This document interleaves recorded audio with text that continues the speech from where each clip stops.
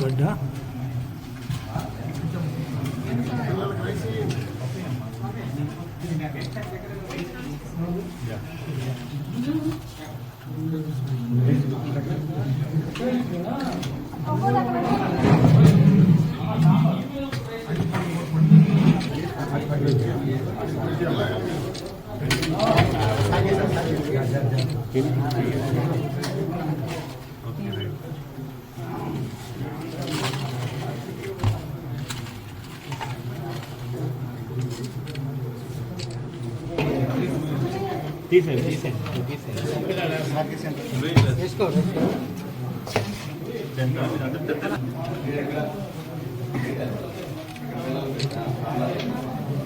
అన్ని సబ్జెక్ట్ టీచర్లు ఉన్నారా ఎవరన్నా 10th క్లాస్ వాళ్ళు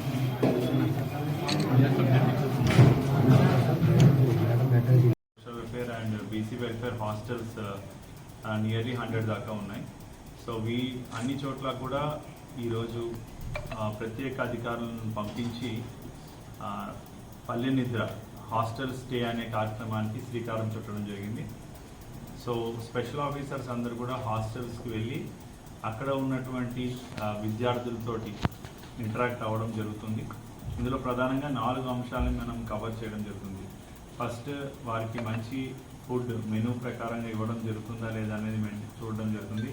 hygienic and hot cooked meal serve చేస్తున్నారా లేదా అనేది చూడడం జరుగుతుంది. అండ్ రెండోది ఇన్ఫ్రాస్ట్రక్చరల్ గ్యాప్స్, అంటే వాళ్ళకి బిల్డింగ్స్ ఏమైనా ఫిట్ కండిషన్లో ఉన్నాయా లేదా, అండ్ సఫిషియంట్ మ్యాట్రసెస్, టాయిలెట్లో వాటర్ ఉందా లేదా, డ్రింకింగ్ వాటర్ సప్లై ఉందా లేదా అనేది కూడా మానిటర్ చేయడం జరుగుతుంది. ఏదైనా మైనర్ రిపేర్స్ ఉన్నా కూడా వాటినన్నింటినీ కూడా కన్సాలిడేట్ చేసి వెంటనే వర్క్ స్టార్ట్ చేయడం జరుగుతుంది. అండ్ థర్డ్, అకాడమిక్ పర్ఫార్మెన్స్, అంటే ముఖ్యంగా ఈ పిల్లలందరూ కూడా హాస్టల్స్లో ఉంటున్నారు కాబట్టి వారి యొక్క స్టడీ అవర్స్ సరిగా జరుగుతున్నాయా లేదా, అండ్ వాళ్ళ పేరెంట్స్ తోటి ఎప్పటికప్పుడు పిల్లల యొక్క ఎవాల్యుయేషన్ చేసిన రిపోర్ట్స్ అవన్నీ కూడా పేరెంట్స్కి చెప్తున్నారా లేదా అనేది కూడా మానిటర్ చేయడం జరుగుతుంది.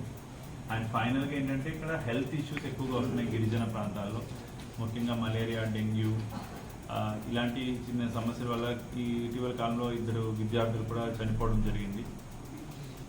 So ANM services, medical officer visits ఎలా ఉన్నాయనేది పరిశీలన చేస్తున్నాము. సిక్ రూమ్ మెయింటెనెన్స్ ఎలా ఉందనేది పరిశీలన చేస్తున్నాము. ఎక్కడైనా మస్కిటో మెష్ అవసరమైనంత కూడా వెంటనే త్వరలో సిఎస్ఆర్ ద్వారా వాటన్నిటి కూడా ఏర్పాటు చేయడం జరుగుతుంది. అండ్ హెల్త్ ఎమర్జెన్సీ ఉన్నప్పుడు ఒక ప్రోటోకాల్ ప్రకారంగా, అంటే ముందు పిహెచ్సి డాక్టర్ని సంప్రదించి తర్వాత వెంటనే ఏరియా హాస్పిటల్ కానీ లేదంటే డిస్ట్రిక్ట్ హాస్పిటల్ కానీ వెంటనే రిఫర్ చేసే విధంగా మనం ఒక యాక్షన్ ప్లాన్ ఇవ్వడం జరిగింది. దాన్ని తూచా తప్పకుండా ఫాలో అవుతున్నా లేదా వార్డెన్స్ అందరూ అనేది చూడడం జరుగుతుంది. అండ్ అన్ని హాస్టల్స్లో కూడా సీసీ కెమెరా సూపర్విజన్ పెట్టడం కూడా జరుగుతుంది. ముఖ్యంగా కారిడార్స్లోను, అవుటర్ గేట్ దగ్గర ఎక్కడైనా కూడా పిల్లలు మీద ఖచ్చితంగా ఒక టీచర్ కానీ వార్డెన్ కానీ మానిటర్ చేయాలి, క్లాస్ వైజ్గా, హౌస్ వైజ్గా. అది ఒకటి ఖచ్చితంగా ఏర్పాటు చేస్తాము. ఇక ముందు ఏదైనా హాస్టల్స్లో ఏదైనా ఇన్సిడెంట్ జరిగితే మాత్రం ఆ కన్సర్న్డ్ స్టాఫ్ మీద కూడా డెఫినెట్గా డిసిప్లినరీ యాక్షన్ తీసుకోవడం జరుగుతుంది if the commit any mistake. So ఎక్కువ బాధ్యత పెంచాలి, ఇంకా ఎక్కువ మానిటరింగ్ పెంచాలనే ఉద్దేశంతో ఈ కార్యక్రమాన్ని మనం స్టార్ట్ చేయడం జరిగింది. సో అందరూ స్పెషల్ ఆఫీసర్స్ వాళ్ళు విజిట్ చేసిన తర్వాత ఇన్స్పెక్షన్ ఫార్మేట్, ప్రత్యేక అధికారులు అందరూ కూడా గ్రామదర్శిని కార్యక్రమంలో పాల్గొంటున్నారు. దీని యొక్క ప్రధాన ఉద్దేశం ఏంటంటే గ్రామాల్లో తాగునీరు వ్యవస్థ ఎలా ఉంది, తాగునీరు ఎప్పటికప్పుడు పరీక్షలు చేస్తున్నారా లేదా, అండ్ మరుగుదొడ్లు అన్నీ కూడా వాడుతున్నారా లేదా, ఓడిఎఫ్ అనేది సరిగ్గా నిర్వహిస్తున్నారా లేదా, పారిశుద్ధ్యం ఎలా జరుగుతుంది పంచాయతీలో అనేది చూడటం జరుగుతుంది. అదేవిధంగా చాలామంది మన గిరిజన ప్రాంతాల్లో మహిళలు కానీ పిల్లలు కానీ రక్తహీనతతో బాధపడుతున్నారు. సో వారందరికీ కూడా అనీమియా పరీక్షలు చేసి ఎవరన్నా తక్కువ రక్తహీనతతో బాధపడినట్లయితే వాళ్ళందరికీ కూడా వాళ్ళ మంచి మెరుగైన ఆహారం ఇవ్వడానికి మనము న్యూట్రిషన్ గార్డెన్స్ కూడా స్కూల్స్లోనూ అంగన్వాడీలో పెంచుతున్నాము. అదేవిధంగా గ్రామాల్లో కూడా ఏదైనా ఖాళీ స్థలాలు ఉన్నా కూడా అక్కడ కూడా ఆకుకూరలు కానీ కూరగాయలు కానీ పండిస్తే దానికి కూడా మనం ప్రోత్సాహం ఇస్తున్నాం. సో దానివల్ల కొంత మెరుగైన ఆహారం తీసుకోవడం వల్ల రక్తహీనత తగ్గించవచ్చు.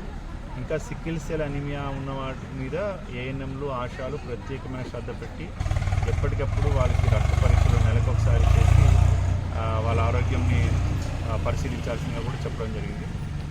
అండ్ ముఖ్యంగా ఈ గిరిజన ప్రాంతాల్లో మహిళలు డెలివరీస్ కూడా ముఖ్యంగా ఈ పురుకుట్టులో 20 మంది గర్భిణీలు ఉన్నారు.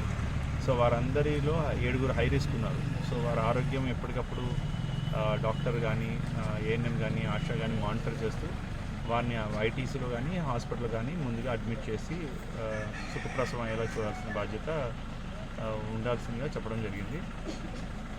అదేవిధంగా మనకి ఇంకా ఊర్లో ఇక్కడ సెల్ ఫోన్ టవర్ ఇష్యూస్ చెప్పారు. అలాగే వీడీబీకేలో మన జీడీ చింతపండు ఎక్కువగా పండుతుంది కదా, సో వాటికి కూడా మనం ప్రాసెసింగ్ యూనిట్స్ ఏర్పాటు చేయడానికి ఆలోచిస్తున్నాం. ముఖ్యంగా టామరిన్ యూనిట్కి ఇక్కడ సూటబిలిటీ ఉంది. అలాగే జీడి పిక్కలు కూడా ఇక్కడ మనం కొనుగోలు చేస్తాము, బట్ ప్రాసెసింగ్ యూనిట్ సెంట్రలైజ్డ్గా వేరే చోట పెట్టడం జరుగుతుంది.